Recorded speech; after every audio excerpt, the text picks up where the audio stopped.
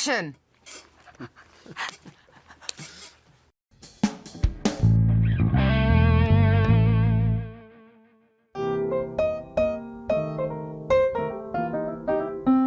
In between kind of the making of 19 and the touring of 19 as well, and then in the bit of downtime that I had, I started realising my own flaws and my own disappointments, and I started regretting a lot of stuff. And when I was 18, 19 and doing the first record, I didn't regret anything. Do you know what I mean? I was very much a teenager and thought I knew it all and thought there was nothing else I could ever learn. And yeah, but I think that was because the intensity of this my last relationship that the record's about, that made me more aware of them things. So yeah, I used to have to lock myself in my house, get pretty drunk, write a drunk diary, because that's the only time I can ever admit things to myself. A drunk tongue is an honest one, in my opinion. And then the next morning I'd read it through with an awful hangover and in the cold light of day, and, you know, and have to sort of absorb my own feelings about myself. And I was a bit scared that I wouldn't be able to be articulate enough with this record because of them new revelations, but I was agile when it came to realising them things about myself, I suppose. But I mean,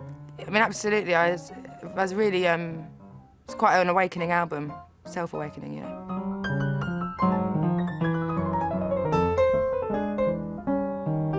It's out of my system once the record's done.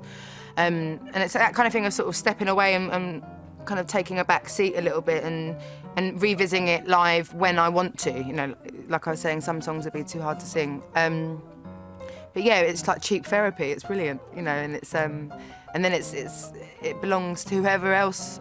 Hopefully, that record would help give hope to.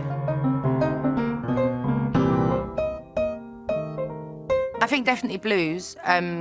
Which is something I kind of pursued a little bit on this, and kind of, yeah, bluesy soul. I got really, well, I was exposed here because I was touring for so long to a lot of country and rockabilly and bluegrass and stuff like that. So I think I'm never going to make a country record because I don't think I have the right voice for it, but the melodies and the kind of fighting talk and to the point that I find in a lot of American styles of music is definitely something that I'm going to be pursuing heavily from now on. You know, I really want to go and spend some time in Nashville or Austin and learn about it. You know, I feel like a 4-year-old in a candy shop who's like discovering sweets again. Do you know what I mean? Like every day is pretty amazing when it comes to new artists.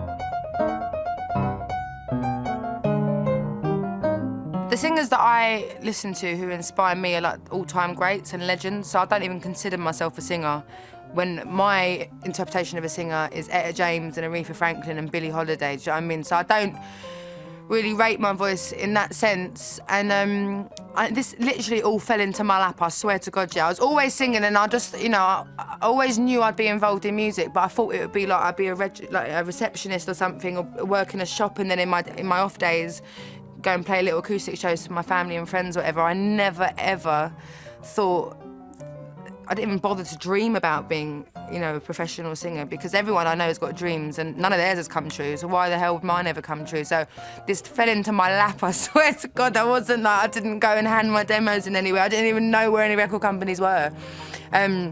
So nothing's ever sunk in, so like, you know, I don't really remember very much. It's just quite like out-of-body experience. It's just a bit bizarre. Maybe a Martin Scorsese film. I don't know if I'm kind of trained enough to maybe be able to offer something that good for one of his movies. I really wanted to have the soundtrack for Love and Other Drugs, that Jake Gyllenhaal and Anne Hathaway film, and I was in for a good shot, but I submitted the wrong song. But that's my kind of movie, I love that kind of thing, so I would have loved that, but next time.